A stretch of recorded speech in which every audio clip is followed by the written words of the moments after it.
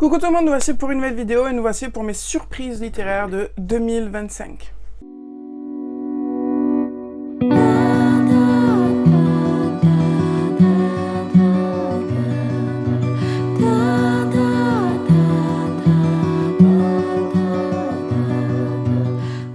Alors par surprise littéraire, j'entends des livres auxquels je n'attendais pas grand-chose, même auxquels j'avais parfois peut-être un peu de doute ou d'appréhension, et ça a été des surprises parce que si tous n'ont pas été des coups de cœur, tous ont été vraiment de très très grandes surprises, et je me suis surprise à vraiment hyper apprécier cette lecture. Donc il y en a 15 au total, dont des séries, mais je vous présenterai que le premier tome. Et des auteurs de manière générale. Donc voilà, on va commencer de suite. Donc, pour cette année 2025, j'ai quand même lu beaucoup plus d'auto-édité que 2024. Nous en avons là, au total, sur les 15 livres que je vais vous présenter en auto-édition, nous en avons quand même 5. 5. Ouais, eux ils sont édités. Voilà, il y en a quand même 5 qui sont parmi, voilà, parmi ces belles surprises de 2025.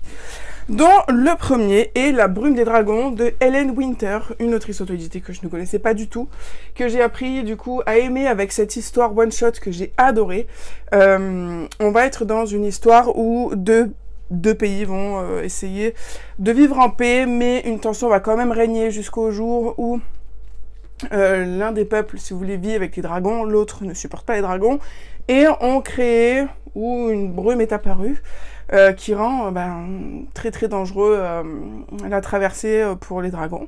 Et du jour au lendemain, les dragons du pays voisin vont être enlevés. Et du coup, la princesse de ce pays va se rendre dans le pays, dans le pays opposé, pour essayer de retrouver ses dragons. Et essayer de voir ce qu'est cette brume. Donc c'est une romantasy enemies to lovers, donc elle va devoir collaborer avec son ennemi. Donc je crois que c'est bien un commandant ou un chevalier, non c'est un commandant du pays qui est accusé d'avoir volé ses dragons. Et donc voilà, j'ai trouvé que c'était vraiment vraiment très très bien écrit. Et là justement, tellement j'ai aimé La Brume des Dragons, je lis sa nouveauté qui est sortie là le 20 février. Qui est Le Dernier Dragon. Donc ça tourne un petit peu toujours autour des dragons et c'est génial. Donc voilà, c'est une plume qui est super simple. Tout est fait pour que en 400 pages, vous ayez tous les éléments. Donc voilà, je pense que je vais vraiment me régaler avec sa dernière nouveauté là, parce que j'ai déjà un peu commencé et puis enfin on est directement dans le bain au bout de 15 pages quoi, donc c'est vraiment génial. Ensuite, j'ai commencé cette année les harems inversés et du coup, dans ce top 15, eh bien, nous avons 2 séries de harems inversés qui m'ont bien plu, qui sont plutôt bien construits. Donc nous avons celui-là, je crois que j'ai d'abord commencé par celui-là avant Aurart. Donc nous avons Ténébrae de Anna Briac, donc c'est une autrice qui n'a plus c'est une autrice qui normalement n'a plus à être présentée, vu que le nombre de livres qu'elle a écrits et le nombre de séries à succès comme Divine Darkness ou La Reine Courtisane ou autre. Et là, c'est sa série donc du coup de 4 tomes que j'ai dans ma bibliothèque, qui est un harem inversé urban fantasy parce qu'on a des métamorphes, elle est à moitié louve, on a des démons, des vampires. Donc c'est vraiment un superbe mélange. Et moi, j'ai vraiment, vraiment adoré cette série. Ça m'a vraiment plu le fait d'avoir le point de vue de tous les hommes qui vont former ce harem autour de cette jeune fille qui s'appelle Neven. Et ça va être une jeune fille qui est considérée comme faible, mais qui au final va peut-être faire partie d'une prophétie. Mais c'est surtout là où j'ai appris qu'en fait, le harem inversé, c'est une romance qui est complète dans le sens où chacun des traits de caractère de notre héroïne est comblé par un des hommes. Donc je trouvais qu'elle pouvait être totalement soi-même et chacun de ses pulsions, chacun de ses côtés, que ce soit sombre ou lumineux, est accepté et mis en lumière, enfin voilà. Donc vraiment, j'ai énormément aimé. Donc ça va être aussi des liens de destin, et des choses, ils pourront pas aller à l'encontre de ce lien avec elle, et ils vont devoir apprendre à cohabiter tous avec leur caractère. Et au-delà de ça, on a quand même des histoires, enfin l'intrigue, les intrigues politiques vont prendre quand même pas mal le pas sur le côté romance, même si la romance est quand même aussi bien présente. Il y a pas mal de spicy, faut se le dire. Il faut être prêt, voilà. Mais j'ai trouvé que c'était dans la continuité de l'histoire, c'était pas en surplus. Bon, peut-être que pour certains ça en fera trop, mais bon, imaginez déjà des fois pour une romantésie où il y a qu'un seul couple, il y en a beaucoup, imaginez là avec 4 partenaires. Forcément, c'est décuplé. Mais voilà, c'est quand même une histoire, une intrigue qui nous tient en haleine, on a envie de savoir ce qui va se passer. Voilà, il y a pas mal de trigger warning quand même, je vous invite quand même à vous informer un petit peu plus sur les réseaux, sur Babelio ou sur Booknode pour voir un petit peu plus en profondeur de quoi il s'agit. Ensuite, toujours dans les harems inversés, là il y a un peu moins de spicy, alors j'ai fait lire celui-ci et un autre premier tome qui est l'Académie de Firestone à ma collègue qui n'était pas du tout familière à ce genre. Et elle a beaucoup plus préféré celui-ci parce qu'il est un petit peu plus adulte. Le spicy ne vient qu'à partir du tome 2, même s'il y a de la tension. Bon, après, il y en a beaucoup. Hein. Une fois qu'on a commencé, ça s'arrête plus. Mais là aussi, elle va essayer, je dis elle, oui, c'est une jeune fille, qui va se rendre dans une académie avec un petit retard. Elle va avoir un animal de compagnie qui est un petit cochon qui est vraiment très très mignon. Mais pour elle, ça va être compliqué parce qu'elle n'est pas censée être dans cette académie. Donc il y a énormément de harcèlement de la part des autres élèves, mais aussi de ceux qui peuvent peut-être devenir ses amoureux. Donc il y en aura 4. Donc voilà, il y a vraiment plein de choses qui se passent là aussi dedans. Bon. C'est du harem inversé. Et là, c'est en 5 tomes. Donc ça aussi, je vous conseille fortement si vous aimez la harem inversé spicy. Ensuite, on change un petit peu de registre, bien que celui-ci, ça a été une énorme surprise. Donc, c'est un thriller. Thriller surnaturel, mais avec du spicy. Alors, j'ai jamais lu de scène spicy dans un thriller, ou dans un policier, ou dans un polar. J'ai été super surprise, mais j'ai adoré ça. J'ai vraiment adoré ça. Et donc du coup, elle va devoir mener l'enquête avec un enquêteur parce que sa copine a perdu sa fille. Donc elle va partir à la recherche de cette petite fille.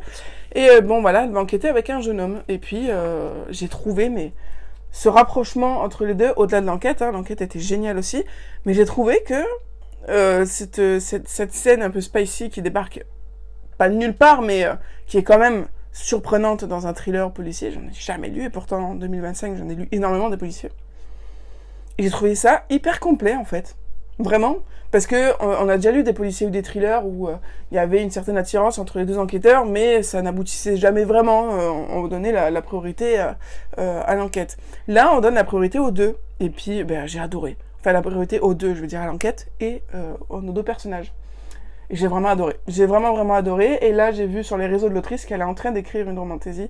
Donc, je pense que ça peut être que génial. Parce que si elle arrive à mettre autant d'émotions et d'emprise sur juste une petite romance au sein d'une intrigue, alors en faire toute une romantésie, je pense que ça va être génial. Donc voilà, si vous voulez tester un thriller un petit peu, enfin, avec une scène de smut, avec une histoire d'amour qui est complète, qui se forge, où les caractères vont s'adapter l'un à l'autre et puis ils vont se compléter et puis voilà, c'était vraiment génial. Ensuite, j'ai découvert aussi Lucille Chaponnet, une autrice auto-éditée aussi du coup, avec Le Roi Dragon. J'ai adoré cette histoire aussi, c'est un one-shot.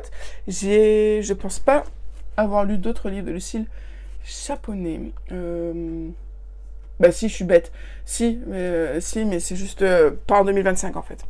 J'ai lu 2 autres livres d'elle, là, cette année en 2026, mais en 2025, je l'ai découvert avec celui-ci, où on va parler, d'un roi qui peut se transformer en dragon. Et ce roi va devoir se marier. Et donc, il y a une espèce de compétition qui va se mettre en place pour gagner la main du roi. Et nous allons suivre une princesse, donc Cassiopée, qui va essayer de gagner cette main, mais pour gagner surtout un allié dans une guerre, parce que son royaume est un petit peu en conflit avec un autre. Donc elle se dit, si j'arrive à gagner la main du roi dragon, qui est quand même réputé pour son côté guerrier et surtout pour la puissance armée de son pays, je peux sauver mon pays. Donc à la base, ça va juste être ça, on va dire un mariage arrangé, voilà, juste un arrangement politique. Puis vous doutez bien qu'après, ça va pas forcément se passer comme ça si c'est une romantasie. Et là aussi, j'ai adoré, c'était un one-shot. Là, on est sur du 372 pages, donc forcément, ça va vite. On a des épreuves mortelles, on a des révélations, on a des transformations, on a des mariages, des trahisons. Enfin, voilà. Moi, j'adore quand ça se passe comme ça dans un one-shot. C'est tellement intense, ça nous prend aux tripes, ça nous donne des palpitations, ça nous tord l'estomac, quoi. C'est vraiment génial. Moi, quand ça se passe comme ça, mais j'adore. Et Ellen Winter, avec la plume des dragons, c'est génial. Toutes les deux, je les mets sur le même piédestal. C'était vraiment, vraiment, vraiment génial. Et celle-ci, l'autrice, son talent et son amour, et mon amour pour elle s'est confirmé avec sa duologie Par-delà la brume. Et puis celle-ci, je pense aussi que ça va totalement se confirmer avec le dernier dragon. Donc voilà pour les auteurs auto-édités. Bien que, en fait, il n'y a que des filles. J'avais même pas fait gaffe. Mais il n'y a que des filles, en fait. Voilà, nous avons Lucille, nous avons Hélène, nous avons Solveig, Anna et Anna. Voilà, c'est que des filles. Quoi de mieux, hein, au final, sans vouloir faire exprès, en vrai. Ensuite, autre surprise, du coup. Donc, je vous ai dit, en 2025, j'ai lu énormément de thrillers, notamment des policiers scandinaves. Et je suis tombée amoureuse de Ragnar Jonasson. J'ai quasiment tout lu de son œuvre. Et je vous présente celui-ci parce que, même si j'ai adoré La Dame de Reykjavik, j'ai surtout adoré sa trilogie blanche. Donc là, c'est le deuxième tome. Le premier tome, c'était La Mort en blanc. Et j'ai adoré. J'ai vraiment adoré cette série. Et du coup, là, j'ai plus qu'une attente, c'est d'avoir le dernier tome de cette trilogie blanche. J'ai adoré cette enquête avec Helgi, qui a une expérience, si vous voulez, dans la criminologie. Et puis, il va se lancer en tant qu'enquêteur simple. Mais vu qu'il a un bagage de alors c'est psychologue criminologue, un truc comme ça, psychocriminologue, j'ai trouvé ça génial. Et puis on a aussi ce côté, on va s'intéresser aussi à sa vie perso. Je trouvais que c'était vraiment vraiment très très bien fait. En tout cas, bon voilà, Ragnar Jonasson fait ça à peu près avec tous ses romans. On s'intéresse énormément à la psychologie des personnages et à leur vie, à leur entourage, etc. Donc c'est vrai que c'est pas les plus palpitants, on va dire. En tout cas pour ce que j'ai lu avec Dark Island, donc avec Snore, Nat et j'en passe, je sais plus. C'est pas les plus palpitants, parce que c'est quand même un peu plus long, mais ceux-là, ils sont quand même bien incisifs, bien dynamiques, et du coup, c'est pour ça que je vous présente surtout cette début de trilogie-là, avec ces 2 premiers tomes que j'ai vraiment, vraiment adoré. Ensuite, là aussi, alors, j'ai découvert qu'en fait, c'était tout un genre, c'est une romance à suspense. Inconnu au bataillon, je n'en avais jamais lu. Ça pourrait un petit peu rentrer dans le genre de Portée disparue de Solveig, mais là, c'est vraiment une romance à suspense, une romance bodyguard. Je n'en avais jamais lu. Et ça m'avait beaucoup, beaucoup plu, du coup. On va suivre une jeune femme qui va être menacée à de nombreuses fois, sa vie va être mise en danger de nombreuses fois aussi. Du coup, elle va être mise sous protection d'un bodyguard. Et de toute une unité bien spéciale de personnes hyper formées, hein, comme une unité spéciale, comme on peut voir dans les feuilletons, des choses comme ça. Bien sûr entraînées, et en fait, ça va se passer dans un espèce de huis clos. Ils vont tous rester dans une planque, et puis il va se passer une romance entre celle qu'il faut protéger et celui qui protège. Et j'ai adoré ça, de voir... je me suis demandé aussi, est-ce que s'ils avaient été vraiment enfermés ensemble, est-ce que ça avait donné quelque chose, ou si c'est juste... le fait de devoir vivre avec, tu te dis, il est là, voilà. Je sais pas. Et du coup, c'est pour ça que ça m'avait intriguée de savoir ce que ça donnerait. Et du coup, j'ai adoré. J'ai adoré, je me suis plus posé la question après de si c'était vraiment vrai ou si c'était parce que ils étaient forcés d'être ensemble, alors ça s'est passé comme ça. Là, je me suis juste laissé porter par l'histoire, il y a quand même un côté très très dynamique et très à suspense parce que même dans leur plan qui continue à se faire attaquer, donc il y a des stratégies, il y a des mises en place de sécurité, des choses comme ça. Et voilà, j'ai bien aimé. C'est un one-shot aussi, je connaissais pas du tout Cecilia City, même pas La maison d'édition. Je sais pas ce que c'est comme maison d'édition. Je l'ai trouvé d'occasion, je l'ai acheté sur Vinted. HarperCollins. Voilà, je n'avais jamais lu de livre de cette maison d'édition avant celui-ci. Donc là aussi, je vous conseille fortement, du coup, si vous êtes fan de romance à suspense, ou si vous voulez commencer la romance à suspense, ça pourrait être pas mal. Voilà, j'ai vraiment beaucoup aimé. Ensuite, je retourne un petit peu dans les thrillers avec Karine Jebel et Satan était un ange. Je voulais relire du Karine Jebel, mais c'est vrai que là, en ce moment, Karine Jebel, elle ne sort que des grosses pavasses. Et du coup, je me suis dit, bon, on va voir un petit peu ce qui est un petit peu plus court. Et celui-ci, du coup, m'avait plutôt bien botté. Mais je m'attendais pas à ça. Dans le sens où c'est très calme. Il n'y a pas de réelle action. C'est vraiment deux mecs sur la route qui sont obligés de fuir ensemble. Pour X ou Y raison, nous allons l'apprendre au fil du temps, au fil du roman en même temps qu'eux. Mais alors, qu'est-ce que c'était prenant de s'intéresser à leur vie. Et j'étais hyper choquée. Parce que moi qui aime l'action, le dynamisme, les guerres, les personnages forts et tout, mais là, c'est pas du tout ça. Et pourtant, j'ai adoré. Voilà, je l'ai lu quand on est parti en Ardèche cet été. Je l'ai lu sur 2 trajets, quoi. Donc j'ai adoré. J'ai vraiment adoré. Et voilà, pour le coup, ça, c'était une immense surprise. Je m'attendais vraiment pas à ça, déjà d'une au niveau de l'histoire, mais je m'attendais pas du coup à l'aimer, parce que c'est pas du tout ce que j'aime lire d'habitude. Donc ma foi, voilà, comme quoi, parfois on peut se faire surprendre si on se laisse aller, mais bon, ça marche pas tout le temps, hein. Mais alors celui-ci, c'était vraiment pépite, hein. Ensuite, niveau surprise pour l'originalité, avec cette romantaisie, La promesse d'Avalon, le tome 1, donc Une âme pour une âme, je n'avais jamais lu, je crois, de livre parlant d'Excalibur. Déjà, ça c'est un fait. Et là, je n'avais encore jamais lu de livre mêlant Excalibur et la mythologie grecque. Incroyable, incroyable, ce monde de démons avec ces histoires de Dame du Lac, d'Excalibur, d'héritage. On va avoir la Fée Morgane, on va avoir tous les paysages de la forêt de Pimpon, et puis à côté de ça, on va voir le dieu des enfers qui s'est fait... un des dieux des enfers qui veut sa revanche sur Lucifer.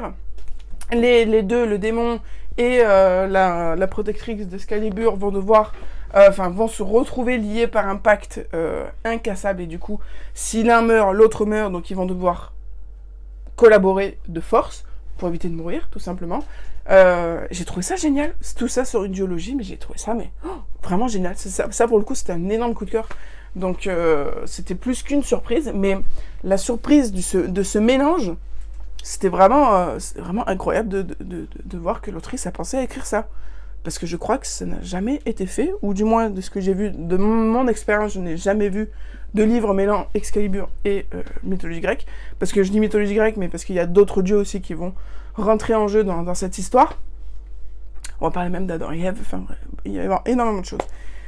Et voilà, franchement, c'était une immense surprise, c'est très bien écrit, c'est en 2 tomes, les chapitres sont courts, les personnages sont vraiment très courts, on est vraiment du coup sur un enemies to lovers, mais parce que ils n'ont rien à voir et ils n'ont pas voulu être ensemble, et même jusqu'au 2e tome, en vrai, ils n'arrivent pas à fonder une réelle relation, c'est juste si tu vis, je vis, si tu meurs, je meurs, donc il faut pas. Et cette petite... Il n'y a même pas de vraie romance, en vrai, c'est juste une tension, c'est juste un truc qu'il faut vivre sur le moment pour le lire, pour pouvoir décrire le sentiment que c'est, mais on sent qu'il y a quelque chose, on sent qu'ils se plaisent, qu'ils machin, mais ils n'arrivent pas. Et jusqu'à la fin, on attend un baiser, on veut un bisou, machin. Voilà. Rebecca Keane, ça aussi, écoutez, énorme surprise. C'est quand même, je pense, l'une des séries mères de l'urban fantasy. Je pense qu'il y a énormément d'auteurs qui se sont inspirés de Cassandra O'Donnell pour écrire de l'urban fantasy, parce que c'est vrai qu'après j'en ai lu d'autres et j'ai pas réussi à trouver une urban fantasy aussi complète et aussi palpitante que Rebecca Keane. Et j'y avais cru sans vraiment croire. J'avais pris le tome 1 et 2 parce que je voulais lire un petit peu des classiques et des différents genres que je lis de tous les jours. Et Rebecca Keane apparaissait forcément comme le classique de l'urban fantasy. Donc je m'étais acheté le tome 1 et 2, au cas où, mais pas plus. Et au final, en fait, voilà, ce sont des livres quand même qui sont assez gros, on est sur entre 400 et 600 pages. Mais j'ai lu, il y a 8 tomes, et je les ai lus en 5 jours. Vraiment impossible de me détacher de ces personnages. Et il faut savoir quand même que avant de lire Rebecca Keane, j'avais lu Dead Garden. J'avais lu le premier tome de Dead Garden.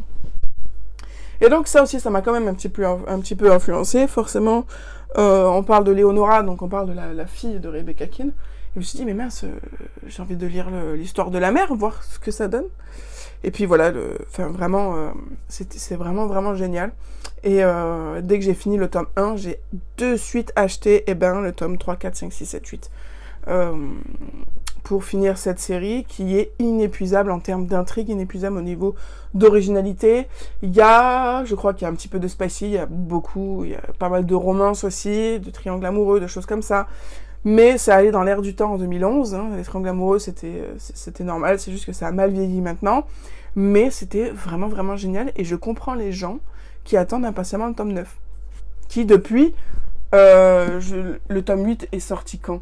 Parce que je sais le tome 9 est super, super attendu. Beaucoup sont en colère, et ce que je comprends totalement, parce que l'attente est quand même très, très longue. Non, c'est pas le tome 9, c'est le tome 8, ça va jusqu'à 7. Voilà, le tome 7 date de 2020. Donc forcément, attendre le dernier tome 6 ans après, ça fout un peu les boules. Ouais, donc je comprends aussi, et du coup, moi aussi j'ai hâte maintenant d'avoir le dernier tome pour clôturer cette série. Ensuite, je vous disais que je parlais d'auteur. Je vous présente tous les livres de cet auteur que j'ai. Il s'agit de Jean-Marc Desnos. Je sais que j'ai dû vous le présenter 1 million de fois en 2025. Notamment, à chaque fois que j'en lisais un, il était présent dans un de mes lectures, il était présent aussi dans mes tops. Mais je peux que le mettre dans mes surprises littéraires aussi, parce que je m'attendais vraiment pas à être amouraché. Il manque La Maison Bleue Horizon. Je m'attendais pas d'être autant amouraché de cet auteur qui n'était pas très connu, qui ne faisait pas vraiment parler de lui. Mais vraiment, c'était incroyable, cette série d'enquêtes paranormales. Je me suis sentie tellement bien, tellement chez moi dans ces histoires que c'était vraiment génial. Je pense que je les relirai, donc c'est pour ça que je les garde très très précieusement. Donc là, nous avons le tome 2, 3, 4. Pourquoi j'ai pas le 1 ? Faut que je le cherche. C'était vraiment des enquêtes paranormales. Génial, on a vraiment un fil rouge conducteur en plus à chaque enquête paranormale. Ça, c'est sa dernière sortie, Alan, qui est du coup l'enfance de Alan, qui est l'enquêteur qu'on va suivre. C'était vraiment génial aussi, ça explique tellement de choses. Et là, c'est, on va dire, une série spin-off qu'il a sorti au fur et à mesure, où nous allons suivre cette jeune dame qui est Megan Greyford, qui est une journaliste du paranormal, et qui va prendre un petit peu l'héritage de Alan Lambert et qui va continuer ses enquêtes paranormales. De temps en temps, Alan apparaît en tant que consultant pour Megan. Et j'ai trouvé que, en fait, toute cette série, elle est vraiment géniale, tout se complète, tout va ensemble, et c'était tellement bien écrit. Je veux dire, c'est comme si vous regardiez un Conjuring, mais plus que ça, parce qu'il y a quand même un côté très terre-à-terre. Il va énormément essayer d'expliquer les choses, et c'est au fur et à mesure où on voit quelqu'un de sceptique devenir quelqu'un peut-être de croyant. J'ai adoré ce parcours-là. J'ai vraiment, vraiment adoré ce parcours-là. Ensuite, toujours un petit peu dans les thrillers, j'ai adoré Les Disparus de Saint-Joseph. Il s'est fait démonter par les critiques. Il y a eu beaucoup, beaucoup de choses négatives, et voire même méchants. J'ai trouvé ça horrible. Je l'avais même dit au moment où je parlais de cette vidéo. J'étais très, très en colère de voir autant de méchanceté sur un livre qui est, ma foi, moi j'ai trouvé très bien comme il était. Suffisant, pas besoin de trucs alambiqués pour faire un bon livre. Enfin bon, je vais pas me relancer dans cette partie-là de mon avis. Mais je l'ai défendu bec et ongle, parce que j'ai trouvé que c'était très très bien. C'est une enquête paranormale au même titre que Alan Lambert, et j'ai adoré, même si Alan Lambert est un petit peu plus au-dessus, mais parce que voilà, j'ai quand même travaillé la plume au bout de 7 livres. Mais moi j'ai adoré cette histoire. On est sur une enquête aussi paranormale qui va le prendre sous forme de youtubeurs, comme on regarde Jérémy Paranormal ou Silent Jill. Ça va être des youtubeurs qui vont être à la recherche de leur prochain sujet d'enquête paranormale. Ils vont se rendre dans un petit village, ils vont essayer d'enquêter sur un phénomène étrange qui s'est passé en 1984 avec des enfants qui disparaissent dans une maison bizarre, machin. Et donc, j'ai trouvé ça génial. Ça va être incisif, ça va être rapide. C'est raconté sous forme d'interview parce que bon, bah, finalement, on sait qu'ils ont survécu, mais ils vont raconter ce qui s'est passé dans cette maison. Ils vont raconter l'histoire de cette affaire non résolue. Et moi, j'ai adoré. Moi, j'avais fait une story en identifiant Anton Roca et Thibaut Magnard en disant, mais écrivez-en d'autres. C'est trop génial. Surtout du point de vue comme si c'était un YouTuber. J'ai trouvé ça génial. Vraiment, vraiment génial. Ça paraît presque comme un journal de bord, si vous voulez. Ça aurait été génial que, eh bien, ils écrivent vraiment les enquêtes qu'ils ont vécues, qu'ils ont fait, en rajoutant un aspect fantastique. Moi, je trouverais ça génial. C'est un peu ce qu'ils ont fait ici. Moi, au début, je croyais vraiment que c'était un truc vrai. Donc, j'ai fait des recherches et tout sur Internet au sujet de cette histoire. Au sujet de cette enquête, je pensais que c'était quelque chose de vrai, des vrais faits. En fait, non, hein, c'est inventé, mais la façon dont c'est raconté, on s'y croit vraiment. Et moi, j'ai trouvé ça génial. C'était une très très belle surprise, vraiment continuer, quoi. Ensuite, on arrive dans les 3 derniers, c'est pas vraiment un top 3, c'est dans la continuité. Très belle surprise pour la sélection, et oui, j'ai lu la sélection en 2025. C'était quelque chose, c'était on va dire un petit rattrapage sur mon adolescence. Quand j'étais ado, et ben forcément j'y voyais partout. Et j'avais jamais lu, jamais pu, je sais pas. Et du coup en 2025 je me suis lancée dedans et j'ai adoré. C'est mon petit plaisir coupable, en vrai. Voilà, c'est très cliché, c'est pas très pour la femme. Voilà, c'est pas des relations non plus de dingue, mais j'ai adoré cette série. Et du coup je me retrouve avec... Eh bien, on a les 1, 2, 3, les 4 tomes du coup de la série mère. Ensuite, il y a les 2 tomes, je crois, de la fille. Et ensuite, on a la fiancée, l'amoureuse et la sélection. Enfin bon, je vais vous montrer si vous voulez, mais... Enfin, vous pouvez pas me dire si vous voulez ou pas, hein, vous avez pas le choix. Mais voilà, je me retrouve avec la saga complète de la sélection de Caracas. Voilà. Et ça, c'est mon plaisir coupable. Il restera toujours dans ma bibliothèque parce que c'est vraiment... C'est particulier. C'est particulier d'avoir des livres comme ça. Au-delà de nous avoir fait ressentir des choses fortes, des émotions, on a été émus. On a aussi des livres comme ça où on se dit, mon Dieu, j'ai adoré cette lecture, mais bon, tout en sachant que c'est pas non plus ouf. Mais parce qu'on a adoré, parce qu'on s'est ressenti, moi, un petit peu ado et tout. Enfin voilà, j'ai vraiment kiffé cette série au-delà de ce que je pensais. Ensuite, nous avons un livre aussi là qui m'a surpris, pareil que Satan était un ange. Il s'agit de Entre nous la rivière, je ne sais plus de qui. Entre nous la rivière, c'est une histoire que je ne pensais pas du tout que ça allait se passer comme ça. Mais alors, j'ai trouvé ça génialissime. J'ai trouvé que ce livre était... Oula. J'ai trouvé que ce livre était un livre surtout de développement personnel, parce que nous allons suivre une héroïne qui a été, eh bien, ma foi, sous le joug d'un peuple qui est pas du tout pour la femme, bien loin de là, et qui va se faire enlever par... c'est quoi, c'est un prince ou un roi, je sais plus. Et qui va dire, écoute, tu seras ma femme. Donc je me suis dit, bon, il est censé être le sauveur, mais en fait, il fait exactement la même chose que son peuple. Mais en fait, pas du tout. Il cachait bien son jeu, et il explique pourquoi il a fait croire ça, alors qu'en fait, c'est pas du tout le cas. Et on va voir vraiment une relation saine se construire, on va la voir elle-même se reconstruire au-delà de ses traumatismes, on va la voir apprendre à vivre, parce que du coup, il y a des choses qu'elle croyait être comme ça, mais en fait, pas du tout, donc elle va réapprendre comme un enfant, si vous voulez. Et j'ai vraiment adoré cette histoire, c'était hyper touchant, hyper prenant, et porteur de nombreuses bonnes valeurs. Donc, ma foi, c'était vraiment incroyable. Ensuite, le dernier, écoutez, là aussi, c'était une énorme surprise au niveau du sujet. Il s'agit de Jurassic Shaman de J.K. Agra, donc c'est une autrice que vous avez déjà vue au moins 3 fois sur la chaîne maintenant, parce que j'ai lu 3 autres de ses livres. Jurassic Shaman, écoutez, j'en ai parlé dans la chronique, hein, je sais plus, bah c'était cet été je crois. On mélange dinosaures et magie dans un monde plutôt moyenâgeux. Ça sort de nulle part et ça marchait tellement bien. On est dans un petit village de chamans avec des mages, certains pouvoirs et d'autres non, certains capables de se lier avec des dinosaures et d'autres non. Et on va suivre une héroïne qui est quand même assez particulière et qui est censée rejoindre l'école des mages dans le royaume du roi. Et elle n'a pas très envie, elle a la capacité plus élevée de se lier aux dinosaures et de pouvoir communiquer avec eux, etc. Et du coup, c'est génial parce qu'on la voit attachée à son dinosaure, donc il y a vraiment un lien extraordinaire comme un chat avec sa sorcière. Et au-delà de ça, il y a des intrigues aussi, du coup, politiques, stratégiques, avec des prophéties, et tout ça en un seul tome. Mais j'ai trouvé ça génial. J'ai trouvé ça génial. Mêler des dinosaures, donc jurassiques, avec de la magie chamane dans un monde moyenâgeux. J'ai trouvé ça vraiment génial. Enfin, franchement, c'est tellement, tellement original que vous vous laissez porter, même si ça vous paraît incongru. Mais tant pis, mais c'est que bien. C'est que bien, parce que là, vraiment, pour être dépaysé, vous l'êtes totalement. Voilà. Donc ça, pour le coup, c'était vraiment, je pense, la plus grosse surprise. En vrai, je peux le dire, c'est la plus grosse surprise. Parce que, même dans mon esprit le plus fou, jamais j'aurais pensé à des trucs comme ça, quoi.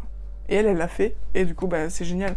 C'est génial d'avoir des auteurs comme ça qui créent des choses auxquelles nous-mêmes on pense pas, qui osent aussi, hein, parce que bon, vous dites ça à plusieurs personnes, oui, je vais écrire un livre avec des dinosaures et de la magie.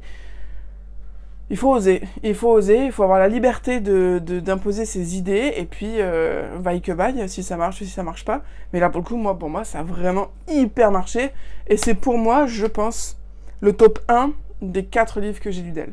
Vraiment.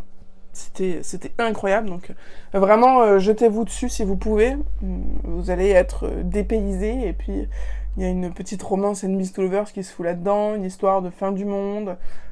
Voilà, c'était génial, et tout ça en pas beaucoup de pages. Combien il fait de pages Jurassic Shaman. Il fait 264 pages. Voilà, dynamique, court, vif, incisif, parfait. Voilà. Donc écoutez, j'espère que cette vidéo vous aura plu. Je vous souhaite une très très bonne semaine, et je vous dis à très très vite sur la chaîne pour une nouvelle vidéo.